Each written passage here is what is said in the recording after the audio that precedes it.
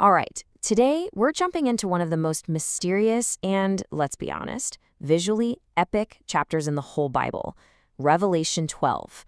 It's like a prophetic puzzle box, and according to one fascinating interpretation, solving it gives us a surprisingly precise timeline for the end times. So the chapter kicks off with this just incredible cosmic vision. Imagine this. A woman literally wearing the sun, standing on the moon with stars for a crown. It's powerful stuff. And this is exactly where our mystery begins. So what's the puzzle here? Well, the source material we're digging into today argues that a really common misunderstanding of this one chapter has sent a lot of people down the wrong road when it comes to end times prophecy. Okay, so here are our main players in this cosmic drama. You've got the woman, the male child she's about to give birth to, and this great red dragon just waiting to, well, eat the baby. Getting these identities right, it's everything. And you've got to understand, this isn't just about matching symbols for fun. The answer to who's who literally determines if this is a prophecy about something that already happened, or if it's a roadmap for what's still to come. So to crack this code, we've got to start with the usual suspect. Let's look at the most common, the most historical interpretation, the one you've probably heard before. And here it is, the traditional view. That magnificent woman in the sky, that's the Virgin Mary. And the male child she gives birth to is, you guessed it, Jesus Christ. You know, on the surface, it seems to fit like a glove. I mean, you can totally see why this theory is so compelling, right? The parallels are pretty shocking. The dragon trying to kill the child looks a lot like King Herod's plot. The birth is obviously the nativity story, and the child being snatched up to God, that lines up perfectly with Jesus' ascension into heaven. So far, so good. It seems like a lock. But, and this is a big but, the story doesn't stop there. After the child is taken up to heaven, the prophecy keeps going. And according to our source, this is exactly where the clues stop fitting, and the whole theory starts to fall apart. Okay, here's problem number one. And it's a big one. The chapter says the woman is cared for in the wilderness for 1,260 days. Now, if you've read Revelation, you know that time frame, 1,260 days, almost always refers to the final intense 3.5 years of tribulation. So if Jesus' ascension was 2,000 years ago, the timeline just makes no sense. Exactly. The text is super clear. The woman flees after her child is at God's throne. There is absolutely no record, biblical or historical, of Mary taking off into the desert for 3.5 years after Jesus ascended. The story just breaks. And here's the final clue that, according to our source, the common theory just can't solve. The text says the dragon, furious that he missed the first two, goes to make war with the rest of her offspring. In the Mary and Jesus theory, who in the world would that be? It's a question without a logical answer.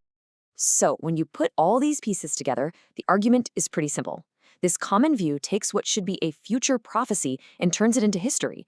It completely messes up the very specific 7-year tribulation timeline found elsewhere, and maybe most importantly, it makes us miss a huge promise in the text, a prepared place of protection for God's people.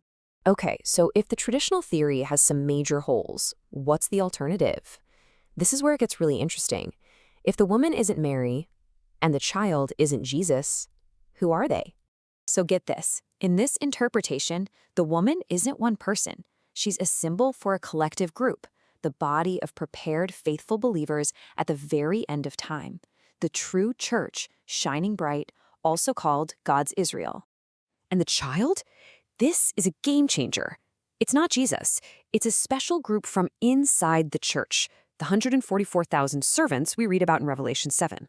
And according to this source, this group carries out a 1,260-day ministry, is martyred for their faith, and then gets snatched up to God. It's a perfect timeline match with the prophecy. And hey, remember that puzzle about the other offspring? Well, this view has an answer. They're believers too, but they're the ones who weren't spiritually ready. So when the woman, the prepared church, is whisked away to safety, this group is left behind to face the dragon's anger head on.